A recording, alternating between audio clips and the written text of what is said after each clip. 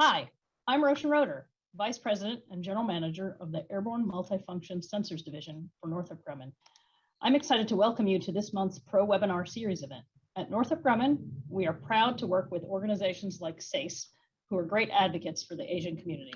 I'd like to thank each of you for being here today and for the hard work you're putting in today to build a stronger tomorrow. Before the webinar begins, I'd like to show you a brief film highlighting and recognizing members of our team. We are committed to creating a community where everyone is welcome and our differences are not only recognized, but celebrated.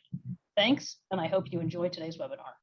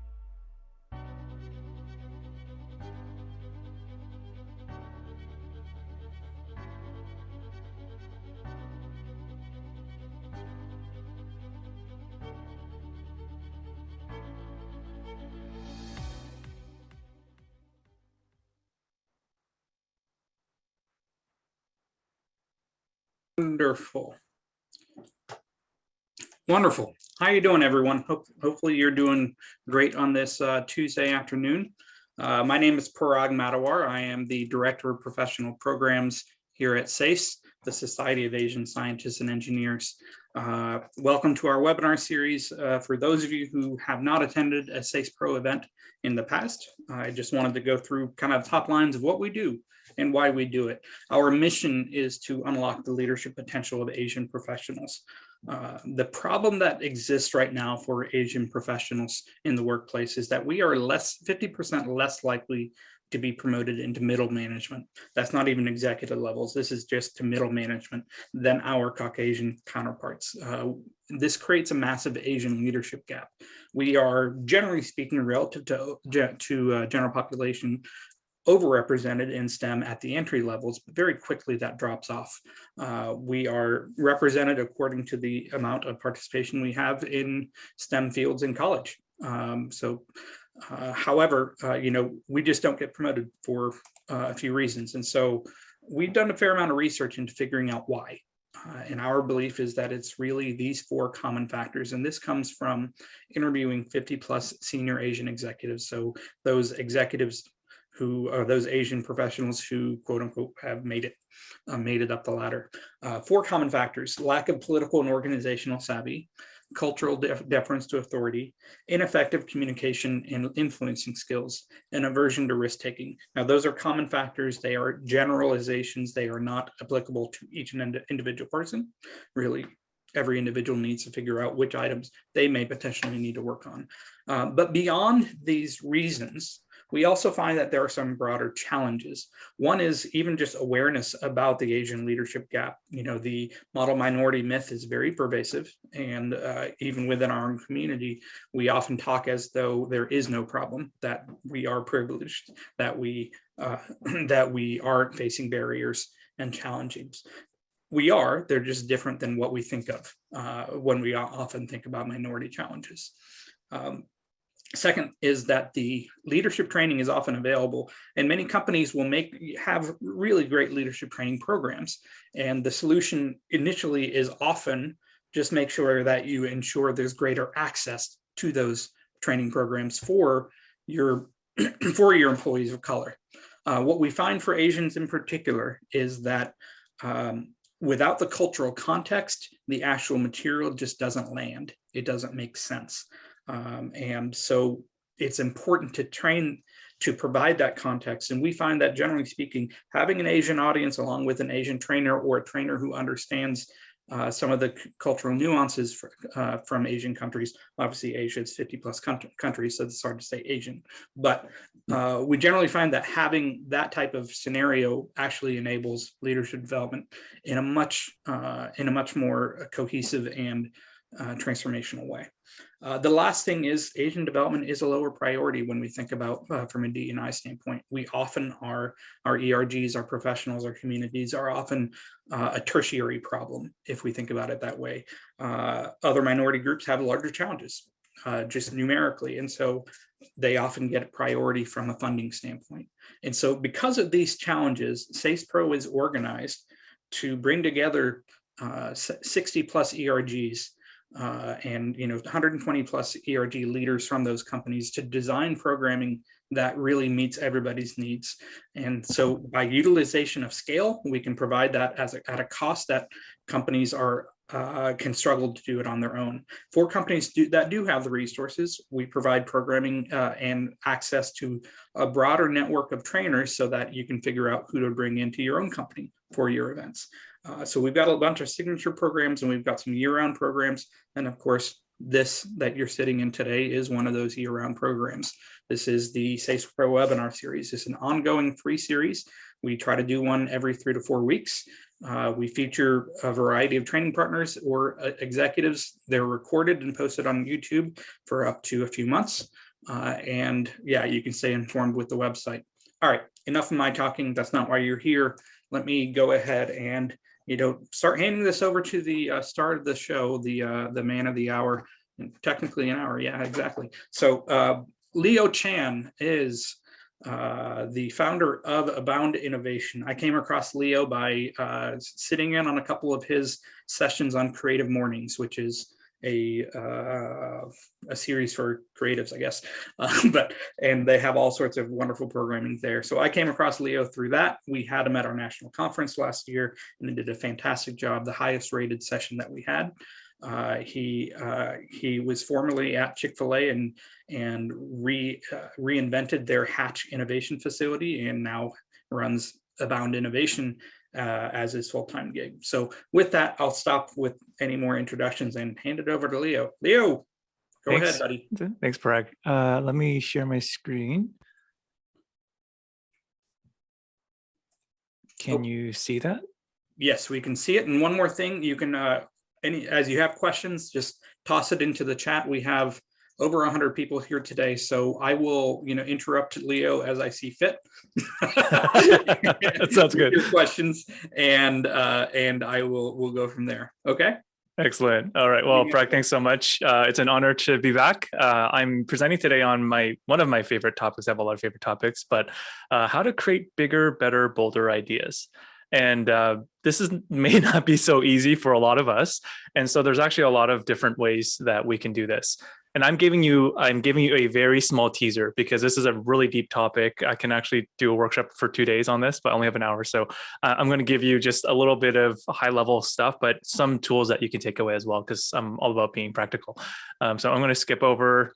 This is me. The only thing I'm going to say is that I'm a Lego Serious Play trainer and facilitator. So I'm just going to put curiosity in your mind. If you've never heard of it, you can use Lego Serious Play in your business, in innovation and creativity. I can help you with that. So it's a really cool methodology. That's all I'm going to say. And I'm from Toronto. So hello, as a Canadian from up north, and it's great to be here. So, all right. So I'm going to get right into it because I want to make sure I can give you everything I can in the 50 minutes that we have.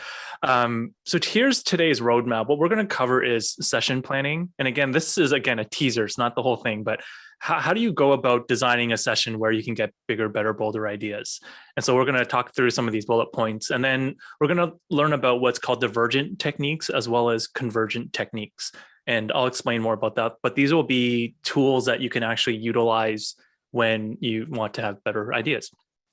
So let's talk about session planning. The first thing that you really want to consider is what's your goal? So why are you doing this anyway?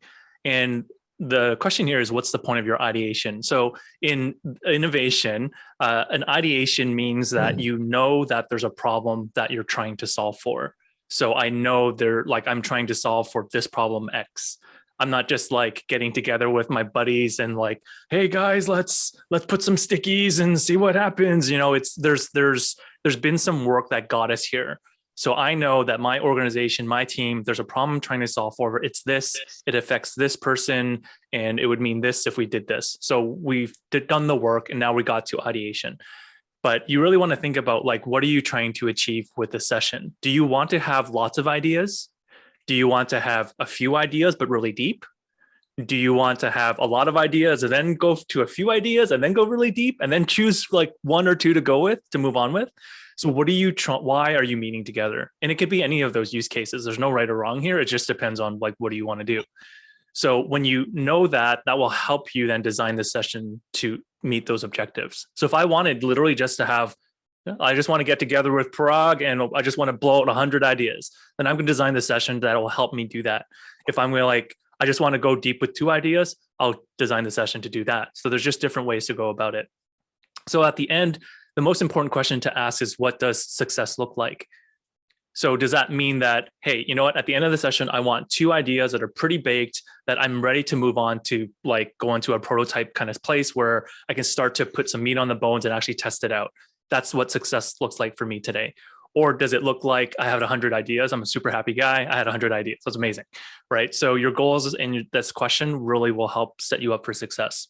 And based on the answer to this, you're gonna determine if you're gonna do divergent exercises and or convergent exercises. So divergent exercises, if you haven't heard this word before, it's really when you're going wide, you're opening things up. This is when you're going very expansive, you're dreaming, you're thinking of possibilities, you're pushing the envelope, you're pushing the edges and all that kind of stuff. It's kind of like you're opening up your chest. If you're just doing this, you're opening it up, you're diverging. And converging is the complete opposite. It's like narrowing, it's focusing. So it's like, if you imagine it's divergence like this, convergence like I'm coming in, I'm focusing in on a few things. And again, this goes back to your goals. So if you want to get lots of ideas, you're doing divergent exercises. If you want just a few, if you want to narrow in, you're going to do convergent exercises. If you want both, which most people do, you're going to be doing both. Okay. So it's a good idea to kind of understand these concepts, because there's tools and techniques that are divergent. There's also ones that are convergent. The next thing to consider is this really powerful statement called the how might we statement. And it simply is in the form of a question. So it says, how might we blank? And this is the problem that you're solving for. So again, we're talking about an ideation. We know a problem that we're solving for. So we want to put this question, that thought into this question. So like, how might we improve training in our organization? How might we re-envision how to fix queuing? How might we do that? So it's in the form of the question, and you want it to be open-ended, because if I know the answer to this statement, then I know the answer, and I'm not going to be coming up with really great ideas. If I might say to you, like, how might we create a training program that uses the Apple software and change it to 4.0 from 3.0? I kind of know the answer to that. I'm just going to upgrade my software, right? You want this to be open-ended. You want it to be something that's aspirational. So when you ask this question, there's a lot of possibilities. And a great way to test your question is just literally ask it out loud and see what you come up with. If you come up with a lot of ideas, that's a good, how might we question? If you're like, the answer is this, then that's not a good how might we question. You want to go for broad, you want it to be open-ended. And the form of the question is also powerful because it allows us to explore creativity. If there's no answer, right? The brain's like, how would I figure that out? So that's why this is a really powerful question. I use it all the time. Whenever I'm doing a session with people, I'm like, this is the how might we question people. This is what it is. Even if it's for myself, if I'm doing it individually, I might have a how might we question for what I'm doing. So it's a really powerful question to think about. All right. The next thing to consider when you're designing your session is to choose the right people. So it is true that not everybody's good at divergent, and that's not everybody's good at convergent. It's quite a different mindset. It's not to say that we can't do either one, but we generally have a natural wiring or tendency to one or the other. So if you're like me, you will be called an inventor, and you love divergent because you get to create things and you get to generate new ideas and you get to dream and think of possibilities. I love doing this. I can do it all day long. It does not drain energy from me. This is where I prefer to be. I'm in possibility land. I can think about everything. It's easy for me. These are the people that you want to have when you're going divergent, because now you're expanding, you're seeing the possibilities, all that kind of thing. And then you also have the investors. I am not an investor, but they're very helpful when you're going convergent. So when you're trying to focus in and you want to narrow down like 100 ideas to 3, you want people that can poke holes in things and be like, yeah, that probably is not even possible because the technology doesn't exist, or it's not going to work because of this. We don't have whatever. And so the investors can see the holes, they can scrutinize it more than the inventors, because all I want to do is daydream about what could it be, right? And so the investors really help bring that to reality. And so you want investors when you're doing convergent, and you want inventors when you're doing divergent. And so you actually can invite investors only for divergent, and you can invite only investors for convergent. You can actually, if you can, try to invite those people that way, because you'll have better energy around it, and it adds to your natural wiring. So if you can control the narrative there, it's actually really helpful. Otherwise, you're going to be trying to get your investors to dream, and then that might be difficult. And then you might try to get the inventors to invest, and that might be difficult. So if you can control that narrative, it's actually really helpful. The next group of people I like to call naive experts. These are people that know nothing about your project. They're wonderful. So it's literally like, hey, Bob from department X, you don't know anything about my department. Why don't you come in and sit on the session and help dream with me? And the reason why these folks are really helpful in your session is because they have nothing to do with your project. So they're not bound by the constraints that you may already have about what you're doing, especially if this is for your team, right? You already know like all the things that might not work and all that kind of stuff. And your mind might be limited by what you know. And so naive experts don't have that constraint. So they're actually really great. So if you have an intern on your team that's brand new, like they're awesome, bring them in. And I love to try to place one naive expert per table, because they bring up provocative questions and statements and thoughts that you may not have considered, I may not have considered. And it's really helpful to have them literally at each table. So they'll ask the questions that may sound dumb or stupid. They're not. They're asking because they're beginners, and that beginner question mindset is super, super helpful. So bring in naive experts if you can. And then the last buckets of people are introverts and extroverts, right? So let's just assume in any given situation, there's 50% introverts and 50% extroverts. If you don't know what the difference are, introverts generally process internally. They need a bit more time to kind of sort out their thoughts. I'm an introvert, and I just need some of that kind of processing time alone, where like there's quiet, I have a sticky note and a pad, I'm just kind of thinking about it. Or maybe I'm thinking about it in advance of the meeting. And extroverts, they process out loud, right? So having conversation and dialogue is really helpful for them to share. You know, they're formulating their thoughts as they talk out loud with others in collaboration. So that can be really helpful. So you want to make sure that you're considering both audiences, because if you're just doing stuff for introverts, the extroverts then don't have that ability to process out loud. But if you're only doing out loud stuff, then conversely, then the introverts don't have that time to think inside, right? And so you just really want to be considering both of these groups when you're designing sessions. All right, there's a lot of depth I know, but it's really helpful when you get these set up for success. It's really helpful. Okay, so once you've done all this, then you create your agenda. So this is kind of how I like to design sessions. So like I workshop design these sessions. It's one of my favorite things to do. But this is generally like how I think about an agenda. And I do create an agenda for everything, like literally everything. Anytime I'm leading a session, even for this, I have an agenda, because it helps you kind of see the roadmap and time boxing stuff and all that stuff. So it's really helpful to create. So I always have what's called the setup. So the setup includes a LoadIn, which I'll talk about, and then ideation rules. So like, what are the rules that we're going to agree to when we're together today to protect the time together? And then you want to consider breaks and energizers. Breaks are generally pretty good around an hour and a half. So once you hit the hour and a half mark, give or take, it's time for a break, 5 minute, 10 minute, just to let people stretch their legs, get their mind off what they're doing, just to get a refresher. And then after you do a break, you want to consider doing an energizer. And I don't have time to give you an example of these, but energizers are like activities that you can do to either get more energy, to create mindsets that you want, to kind of put people in the right frame of mind. An energizer literally could be standing up and jumping around, doing some jumping jacks and sitting down, right? And so it helps us to focus in. If they can be helpful to focus and be present, get our energy up. Maybe I just came from a meeting and I'm super tired. I'm not feeling the most creative, gets energy flowing, the blood flowing. They're really helpful to have. So generally after any break or at the kickoff of a session, I'll always have some sort of energizer. And then once you've considered that, then think about the exercises. So again, we're thinking about divergent or convergent techniques. So again, depending on your goal of the session, you'll mix in whichever is applicable.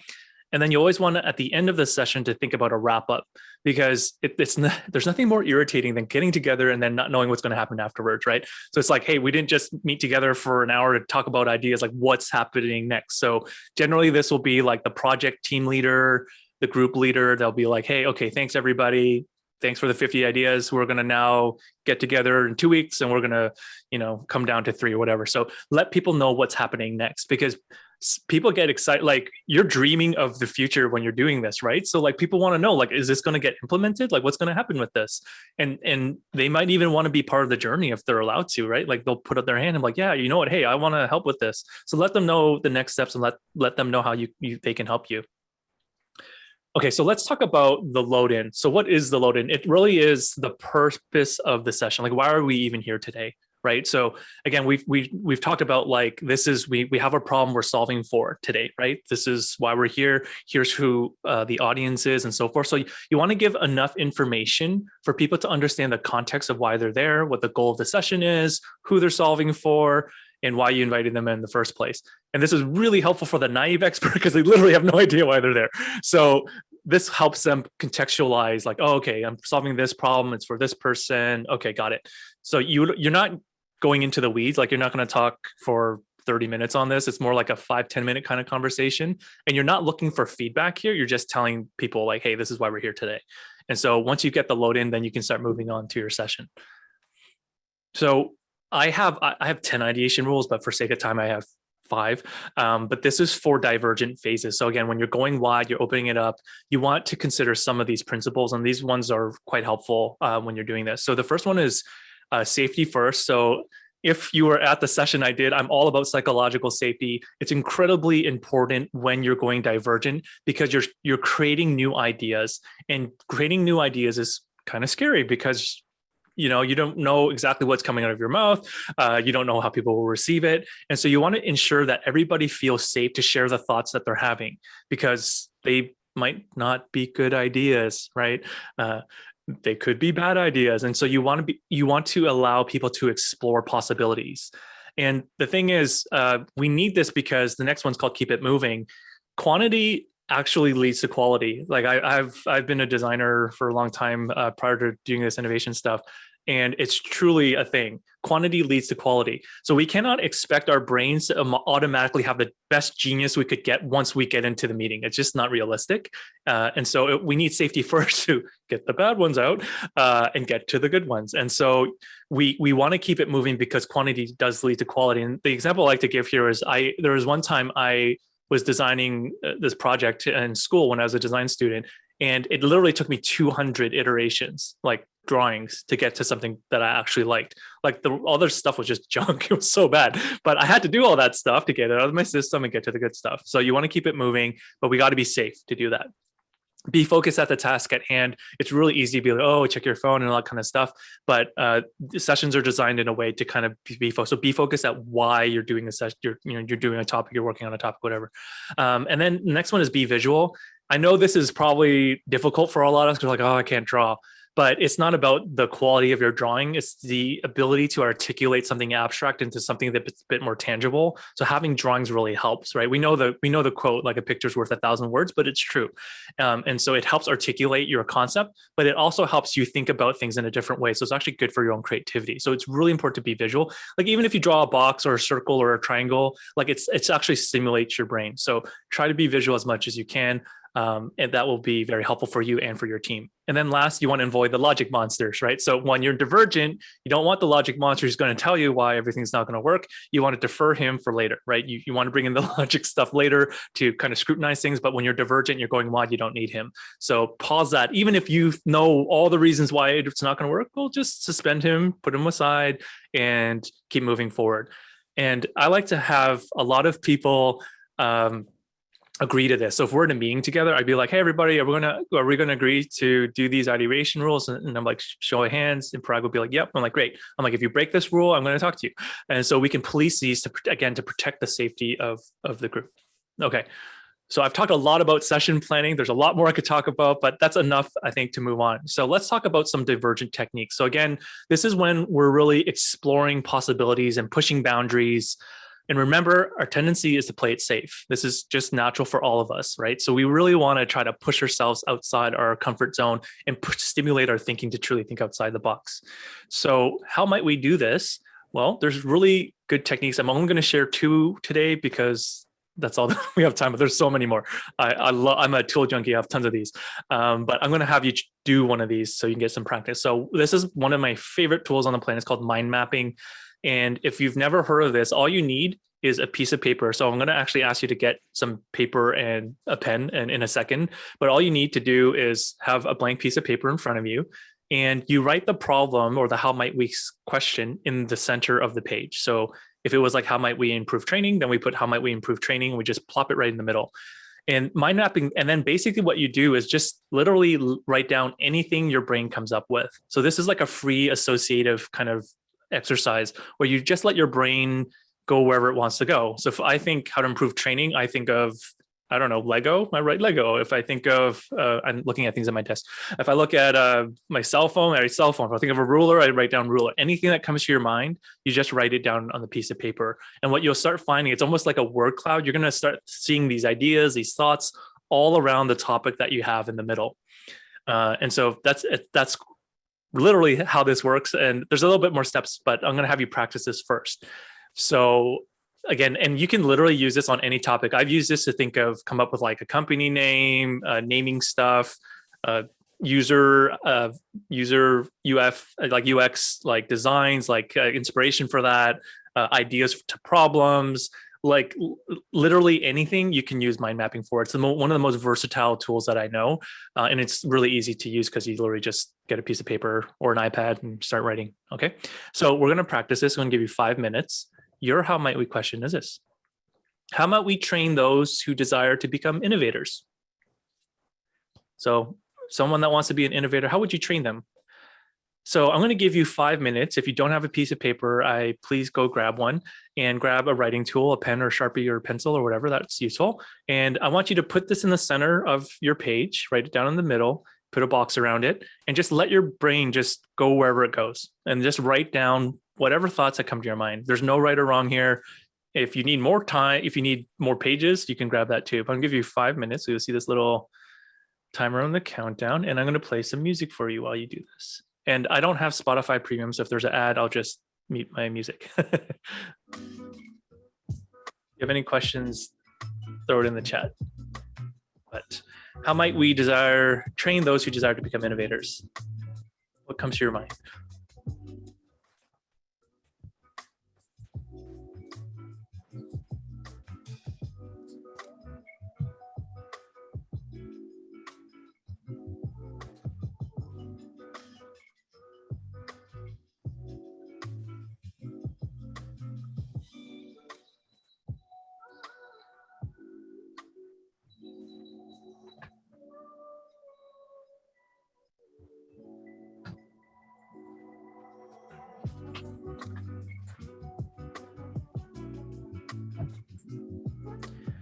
So I know there's 2 folks that just joined. What we're doing right now is an exercise called mind mapping.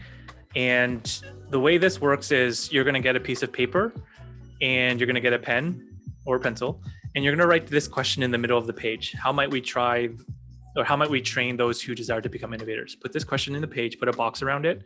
And I want you just to write down whatever comes to your mind. You're not analyzing it. You're not judging what you're thinking about. But anything that comes to mind, just start rapid fire writing down. It could be sentences, it could be words, but you really are just capturing whatever that comes to your brain. So we're doing this for about 3.5 minutes now.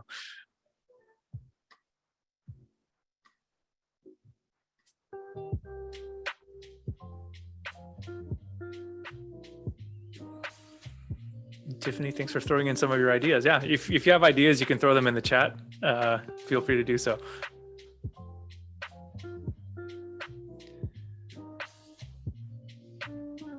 In 30 seconds, I'll give you an instruction for what to do next.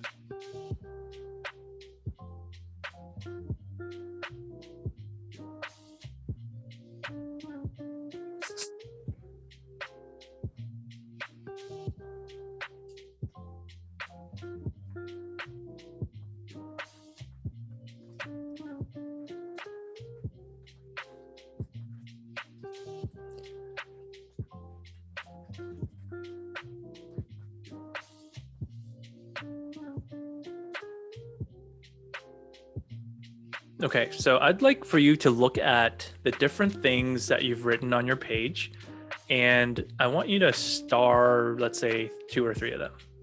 So look at what seems interesting to you, that you maybe it's a word, maybe it's a phrase, maybe it's a sentence, and pick 3 of them. And since we have some time, you can actually create another mind map on this. So maybe one of the, so we're going wider, right? So maybe there's something interesting that you wrote down. Now put that in, right? Get another piece of paper, put that in the middle of the page, and see what your brain comes up with that. If you like rabbit trails, this is a nice way to do rabbit trails, because it's like our brains are like this, right? We have lots of ideas and stuff, but this actually pushes how you think further, because now you can go deeper on that. Maybe on that mind map, you're like, oh, cool, like this word really inspires me. I can do a deeper mind map on that. And this, you just keep going. And this really gives you more inspiration. So I'm just going to let you take one and see where you can get in the next minute and a half.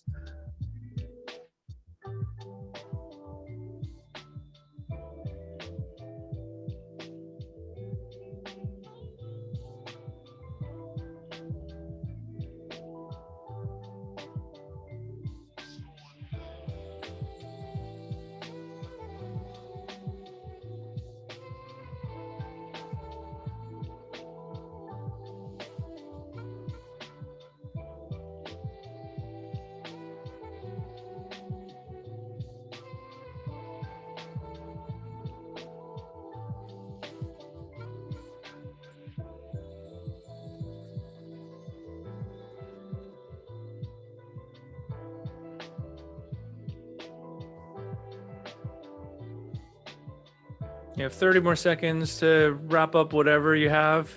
Maybe start again, something you find interesting on the second page. See what jumps out at you. And after you do that, I'm going to ask you to share. What did you come up with? And what was this exercise like for you? What was the term that you, rabbit hole, rabbit maze, rabbit trail? I said rabbit trail. You're welcome. Okay. So what was this experience like? So you can also share the idea, that's fine too, but what was this experience like for you? Prag's like, freeing. Oh, cool, 2 people said that, nice. Prag, I'm gonna call out on you. How was this for you, brother? I am that logic monster that you mentioned before. So this type of thing is particularly hard for me, but I found myself going more toward breaking out of routine. So even if it's just your own daily routine, or whoever it is that you're trying to train, tell them to get out of what they do normally, and even on simple tasks, do it the wrong way. And then I kind of started that one, is find the worst possible solution to whatever problem you're trying to solve and see where that goes. Almost like, what are they called? Rube machines? What is that, right? Have you seen people build these machines to do like these elaborate machines to, put toast in the oven and the toaster or something like that. I forgot there's something like that. Rube Goldberg machines. Exactly. Thank you, Madison. Exactly. And they're the most fascinating things in the world, and obviously done by the most creative people, much more creative than me. but I don't know. I started, my mind went down this, do things poorly. No, it's good. Yeah, that's a great thought. Yeah, excellent. Love it. Looks like a lot of people know boundaries, refreshing. Someone said it's not easy, not so much. Hoping to open my mind and not get stuck. Surprised by the number of ideas that I could come up with in a short time. Yeah. It can be, we can start self-censoring ourselves while we do this too. Like, oh, well, I don't know why I'm thinking that. That's actually the point, because we want to explore what's in there. Like our brain's thinking about it anyway, but it's good to write it down. And then you can move on from it. And again, this thing, you can do it really deep. Like I used this tool when I used to work at State Farm Canada a long time ago as a designer. And I was designing a website basically for like this training stuff. And so it was about the future, whatever. And I wrote down, one of the words that I came up with was StarCraft, which is a video game I played when I was young in high school. So I'm like, cool, StarCraft. Okay. I'm like, I'm going to go play StarCraft then, because that seems interesting. and I logged into StarCraft and I played a game, whatever. And I was inspired by the interface that I saw. So I didn't copy it per se, but I was inspired by the futuristic elements that it had. And so that actually became the way I designed the website that I did internally. I had StarCraft and Brewer. Yes, that was awesome. So I kind of had it with these segments and quadrants and stuff like that as well. And that became what I used in the design. And then like the clients at State Farm internally were like, this was amazing. Like, how'd you come? I'm like, mind map. So I've used this throughout my life, again, on all sorts of different stuff. It's really helpful. And it's always fun to see when you do multiple mind maps to see where your mind goes. It really just helps feel that inspiration. So I enjoy that. I'm glad that you like this. Please pull this out anytime. It's my go-to for literally everything. So, kind of building on this, we did have a question early on that was talking about, how often, like, do you have any recommendations around how often or how frequently you would recommend just for anybody in a role to spend thinking about innovation or thinking about how to integrate ideas into their daily work life? Is there any sort of guidance you would give in some way, shape, or form? How often to have ideas, or how often to even integrate some of these? Do you like? Would you recommend, like, hey, carve out an hour a week, right, just to find a problem, find something you're working on, and use some of these tools on just to start training your brain to enabling or something. I'm obviously made that up, but yeah. I mean, I think it's always good to be thinking about new things. So I would say, I mean, if it's easy, put 30 minutes on your calendar and use an exercise like a mind map, or even 15 minutes, like at a break. Just sit down and start writing down what your thoughts are. I mean, this is a very scalable exercise. So you can just spend 10 minutes and then come back to it later. You could spend half an hour. You can do it in groups. So we could have did this out loud and said, okay, everybody, what are we thinking about? Throw out your words, and we could write them down on a chart or something. Or we could do it individually. So it's a very scalable one. And then there's also some people add a lot of structure to mind maps where you could pre-write categories around your problem definition and then have people kind of go down those rabbit trails and figure those out. It's interesting to do it that way. I'm a bit of more of a freewheeler. So I don't like giving that structure, but it can be helpful for topics that maybe might be difficult for your team. Maybe they're not the most, maybe they're more investors. So like maybe you put like categories to help them think, but you let them explore what those categories, what the things are in the category. So there's a lot of different ways to scale and lean into this one. But I would say, hey, yeah, if you can put 30 minutes of thinking time a week on your calendar to explore different ideas and possibilities, I think it's a helpful thing for you to do.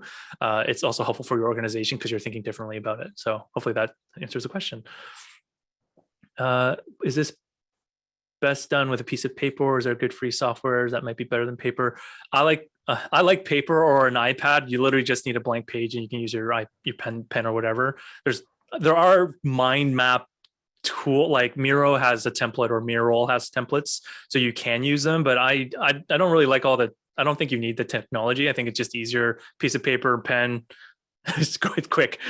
You always have it with you. Napkin, just something that you can write with. I think it's helpful. I mean, another way to think about it is if you could literally just type notes in the Notes app on an iPhone. I mean, that works too, right? You're doing a mind map. It's just not in the visual structure of it.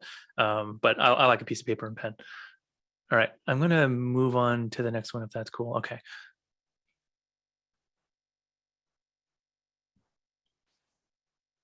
Oh, let's just, I just like this. Realized I asked myself, how might we? I felt more creative than being asked, how can we, or what can we do? Yeah, it's a really powerful, yeah. It's aspirational. You can say like, how might we, how might I? So there's different ways. If you're asking the question, you can say, how might I do this? Okay, I'm going to give you another tool that I love, which is called random input, which is really, this is like almost as powerful or as equally powerful. I can't rate them as the mind map, but this is like a back pocket tool you always have available. And so basically how it works is you find random things to get inspiration from, which is beautiful because there's always random things around us. And so I'm going to have you do a version of this called random objects, which I'm going to actually have you get up in a second and pick up something that you see random. And what you're going to do when you do that is I'm going to have you list down all the characteristics that you see with that object. So this is what I'm seeing right now. I have this ruler. So let's do this right now. So you'll need a piece of paper and some writing tools again. I want you to get a random object. It could be something literally in front of you on your desk. Or if you want, you can get up and wander around a little bit and then come back and grab something you find interesting and come back and sit down. So Prag is going to be my person I'm looking at. He's only one other than myself. Okay, so you have your thing. I'm going to give, let's say 15 seconds, go grab something, come back to your seat, and then we'll do this exercise. And hey, if you want to, the rest of you, if you want to turn your video on, if you grab an object, feel free to show us what you got. Yeah. All right. So once you have your random object, I want you to write down things about it. So properties, like you consider using your 5 senses, like taste, touch, smell, sound, everything. You can lick it if you want, and just start writing down anything that you find interesting about the object. So like my ruler, it's sharp. Actually, it probably could cut things. It's got like some I don't know what this is, like soft material in the back. So just start writing that kind of stuff down as a list. And I'll give you like 2 minutes to do this. So I'm going to put my timer back right here. And 2 minutes. Just start writing down things you find interesting about the object.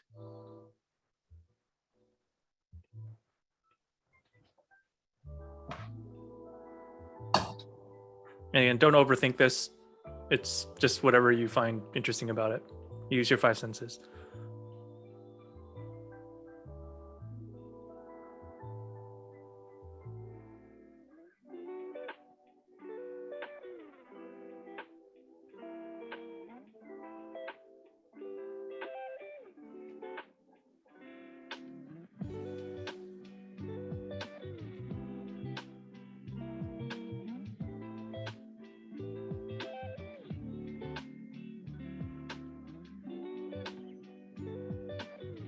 You haven't used smell, give it a sniff. If you're willing, daring, bite it to see what it tastes like. See if it has a sound. Touch all the sides of it. Look around it.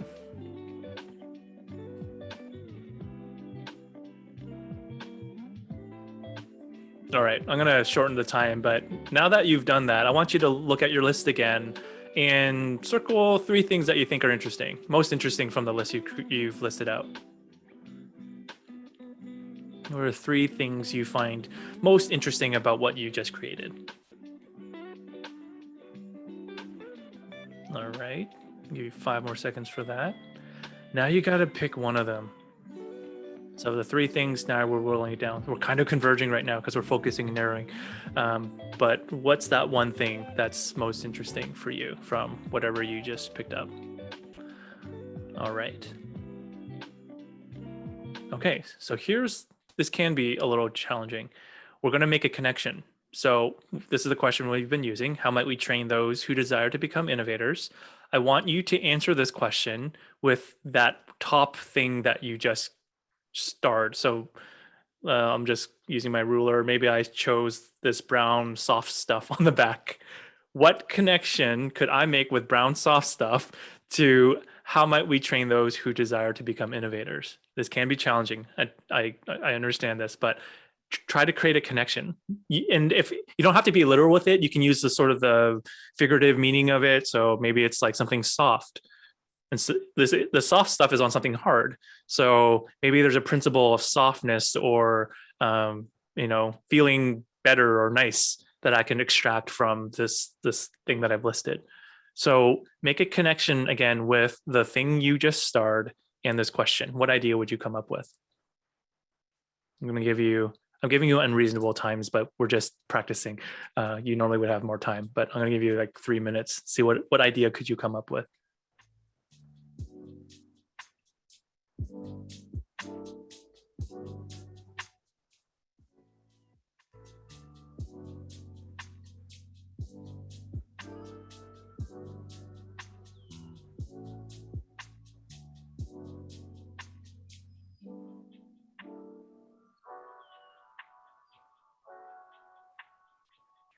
So again, think about it doesn't have to be literal. What's the essence of that feature, that thing you wrote down? What's the connection that you can make to this? How might we question? What idea could you come up with?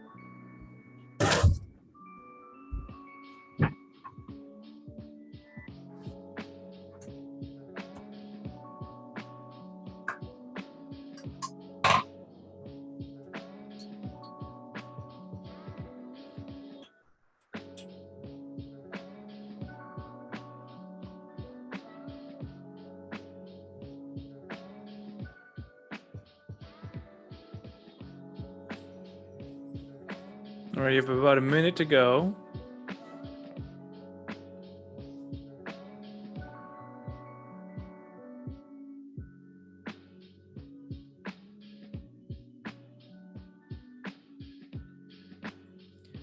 If you have an idea and you'd like to share, I'd love for you to type in chat, but here's what I would like you to do.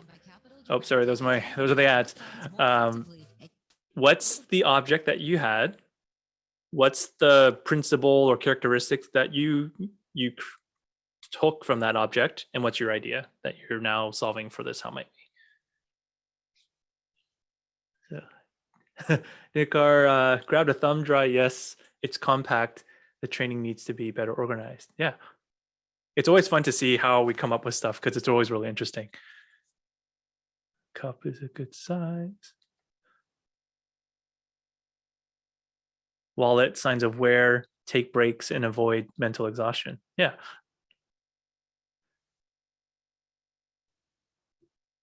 So this is really interesting. So what you can do is you've starred one thing, right? You came up with a idea. You can then move down the list that you came up with that same object and create another idea. So now move to the second thing you starred. What idea can you come up with that? The third thing you starred, what idea can you come up with that? And then if you want, you can grab another object and see what inspiration you can get from it. So that's how this one works. I call it like your back pocket technique because literally you didn't have no prep for this. You know how this technique works. All you need is paper and writing tools and random objects. You can even use the paper as a random object and the writing tools as the object, and you can find inspiration from there. But this literally is how you think outside the box, right? Because who would think that, I don't know, a thumb drive can give me inspiration, or my wallet with signs of wear can give me something to think about. It really gives us new thought and new creative inspiration from it. Let's see. So lots of ideas. Play-Doh container, bold font, training should be easy to follow and see. Yeah. Box of green tea bag, soothing and natural packaging, sipping a tasty, warming green tea, freeze your innovative mind for the training. Yeah. This is great. Converge technology training for virtual in person. Love it. Okay, so you get a flavor for how this works. I hope you enjoyed this one. Any questions before I move on quickly to finish us to the end? Any questions on this one, how this tool works? And I did give you an unreasonable amount of time. I do acknowledge that. Normally I would spend 10, 15 minutes for one idea. So you give people time to explore the object or find the object, explore the object that they have, star what's interesting, and then come up with an idea. So I like to give people somewhere anywhere between 5 to 10 minutes to actually develop the actual idea. So I know it was unreasonable. We're just getting a flavor for it. Any questions here? I'm not seeing any. Prag, any from you?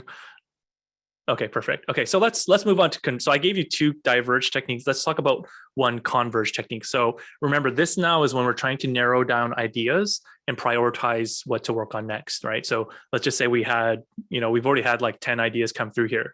Now we're like, okay, we had 10 ideas. How do we pick one? So one of my favorite tools is called the impact and effort matrix. And so the way it works is this. So you can do this in real life or virtually, but basically what you would have is every single idea that you have, you'd write it down on a sticky note. So let's just say in this example, we had 5 ideas and we're trying to figure out, all right, which one do we use? Which one do we go with?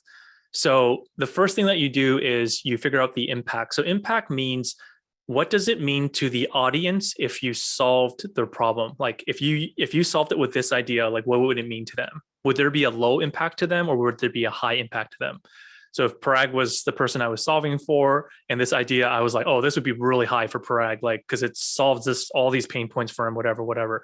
Like, this is really high. Then I would put that idea on the far right of this. But the way you do this is you're only evaluating ideas one at a time. You're not doing them all together. So you just take the easiest way to start is you pick up the first idea, stick it right in the middle, and then you make comparisons. So let's say it's a yellow sticky. We're like, okay, we're just putting this in the middle for now. Okay, this bluish purple sticky, is this a greater impact to our audience or is it less? So you're making the decision. Where does it go? Is it low? Is it high? Where does this go? And then you place that sticky there. And by the way, you can't move these once you place them. And so if we said the purple one is next to the yellow one, it's higher, then we put it there. We say the pink one's the highest, we put it there, right? And so again, you're only doing this one at a time to have a conversation. This may seem easy, but this can get really heated because we're really trying to discern what impact this is truly for the audience. I'd led a session where we were looking at like 25 ideas and it took us 4 hours to do this one exercise. I'm not even kidding. People like dug their heels in the sand. They're like, no, this one's high. No, this one high. And I'm like, y'all figure it out. I'm just here to help you facilitate this meeting, but like, let's talk about it. So once you've determined the impact scale, so now you know in like low to high, which ideas are where, right? You then think about the effort. So effort means the amount of effort it would take for our organization, our team to implement this idea. So think about it from like resources, time, people, money, all that kind of stuff. How much effort would it take us to implement this idea? And now you're literally just moving this up the y-axis. You cannot move it left or right because we already made that decision. You're just moving it up or down. And so again, the easiest is just to start with one and be like, okay, yellow sticky, which one is this low on the effort axis or is it high? Where does this go in this sort of spectrum? And then again, you move to the blue one. Okay, is blue higher than yellow? Is it lower? Again, and one thing I forgot to mention is that no sticky can occupy the same space. So you cannot have like the blue stickies and everything's just like kind of medium to low. Nothing can occupy the same Y, nothing can occupy the same X because we're forcing ourselves to make decisions. We're forcing ourselves to prioritize things. Okay. So once you've done all this, then you have the magical part, which are the quadrants. So you map these quadrants out and there's 4. So the bottom right quadrant is called like do now or quick wins because it has high impact to your audience, but there's low effort in terms of execution for your org, right? So like that makes sense, right? Let's do this right now. It makes huge deal of impact, takes us like no time. The bottom left quadrant is called do soon. So this is like low impact, but low effort. So it doesn't take us a lot, not going to make a huge impact, but it still moves the needle. So probably want to do it, right? The far right quadrant is called do later or major project because it's a high impact to your audience, but it does take high effort to implement, right? So that's a major project. It's going to be a heavy lift for resources. It's going to be a heavy lift for time and energy and money. So it's something that you want to consider probably but do later, right? Because you can't just stand up. Oh, sorry. I didn't know the timer was still on the screen. My bad. Apologies for that. Thanks, Ryan. So it's a major project because lots of time, lots of energy, high impact. And then your top left quadrant is not worth doing because high amount of effort, low impact. Do you really want to spend a lot of time on something that's not going to make a huge tangible difference to your audience? Probably not.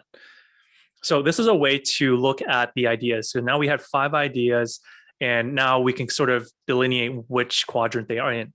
This isn't also to say that the ideas are bad. So even if it's in the not worth doing quadrant, it doesn't mean it's a bad idea. It's just that we have realities in our organizations, right? It takes us time. We only have so much time in the day. So it doesn't mean that it's not worth doing or you shouldn't do it, but it's just a way to consider it, right? If you're really passionate about it, you still want to do it, then go for it, knock yourself out. But this is the way that we've sort of prioritized this as a group, right? So now you have a direction in terms of where you want to go. So you can see why this is divergent because we're not building up these ideas. We're figuring out which one should we prioritize to move forward with. So this, depending on the group, it may take 10 to 15 minutes. If your group is really passionate about the ideas, it could take 3-4 hours. That's only happened to me once. Most of the time, this isn't too bad, but you always do the impact first, and then you do the effort, and then you do the quadrants. You don't want to reveal the curtain too soon, because if people know this, they might try to bias, like, oh, let's try to get in the do now side. You want to do that at the end. And even if they've gone through this exercise before, they may not remember these quadrants. So it's just nice to hide that part until the very end. And that helps have a conversation with your team. Any questions on this before I move on? So Francine says it's similar to pick charts. I don't know pick charts, but I'm going to Google that later. So thanks. All right, this is a really powerful tool. I really like this one. I use it all the time. All right, so in summary, I know this went by super fast. Again, sampler, right? We covered session planning. So like, how do you even think about designing sessions that will have better impact? We talked about defining the goal and divergent, convergent, the how might we question or how might I question, choosing the right people, crafting an agenda, what the load-in was, and then the ideation rules. And then I shared with you just two, there's many more than this, but just two divergent techniques. We talked about mind mapping and random input.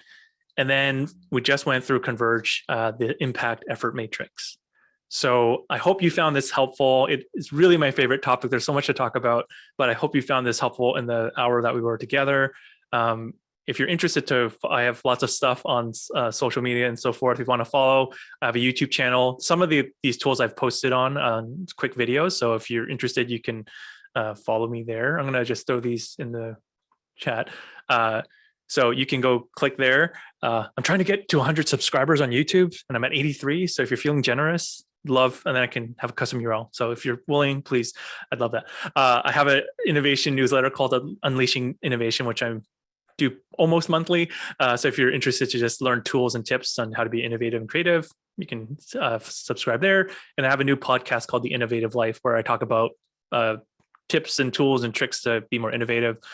So you can check that out as well. That bit.ly link is wrong. It's theinnovativelife.ca in the chat. So go over there. And then this is my contact information. If you'd like to reach out, I'm at Leo Nelson Chan on LinkedIn. Feel free to reach out. If you're curious about more workshops, feel free to reach out. Happy to help out any way I can. So that's me. And then I do have a survey. If you'd like to fill that out, if you're feeling generous, that's also in the chat. But I appreciate your time. I hope you found this helpful. Parag, thanks again for the opportunity to present for SASE. It's always a pleasure to speak to other Asian professionals. And if there's any Q&A, I'd love to answer any questions. Thank you again, Leo, for your time. I really appreciate it. And thank you all who have filled out the survey. We've got 57 people so far. Thank you for that. We will share that with Leo afterwards. Our next webinar is coming up in 1 month. It's actually a friend of Leo's. Leo, you recognize Vaughn, of course. I do. He was also a Lego Play trainer. That's right. Facilitator. Yeah, that's right. Facilitator. Right. So she's going to do a session on, how to say what you really mean. I know that is definitely a topic that many Asian professionals, many Asian peers see, would love to talk about, love to hear more about. So, these webinars, of course, are free. You can go to saseconnect.org/webinar to register now. And then, beyond that, just follow us on LinkedIn. We post everything that we do on LinkedIn. We've got a women's leadership conference, as Jessica was saying. We have a women's leadership conference. It's going to come up on April 29th. That'll be our next program, Friday, April 29th. We will have some allied programming as well. We're working on the details of that before publishing, but registration for that is actually open now, early bird registration, while we still put the program together, and you can find more on our website. And beyond that, thank you again. If any of you have any questions, want to hang out for a little bit, you are welcome to. And Jessica, I think we can probably stop the recording.